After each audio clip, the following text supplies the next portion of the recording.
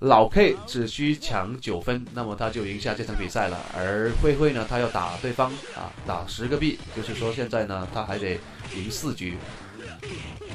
好的，现在真的很紧张。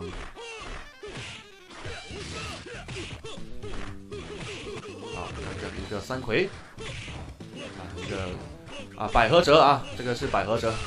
哇，上次说这个是勾脚，好多人说，哎呀，你知道是什么是百合折吗？什么是复合指令头吗？好像我不知道什么是百合折似的说的啊，我只不过是有时候说的尽量的就是就是不要太那个专业是吧？说的就是大家能够听得懂啊，听得懂啊。勾脚也可以，百合折可以，就是大家可能有些人想听专业一点是吧？但是呢，我就想带一点土味是吧？反正就是怎么说，个人有个人的风格。好的，刚刚是被打晕了。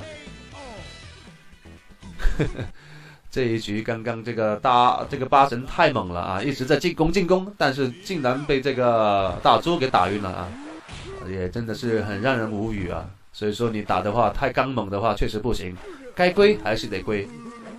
当然了，就是说刚刚老 K 可以打晕对方的这个八神，他的防守也是一流的，是吧？他的确反也是一流的，反手反击也是打得非常的好，所以说才有把对方这个八神给打晕的这种实力。好的 ，AB 过去又是一个扑地，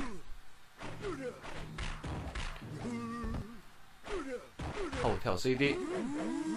是赚球啊，要赚一点血过回来。好的，现在死的话也就是超额完成任务了，谢谢，感谢大家西归，感谢蔡亚楠，感谢 Better 还有最忆岁月小月哥啊，谢谢大家的这个点亮。是的，我现在是在直播啊，兄弟。然后我直播的这场是他们2月2日啊那一场抢5万的这个组队赛，兄弟们。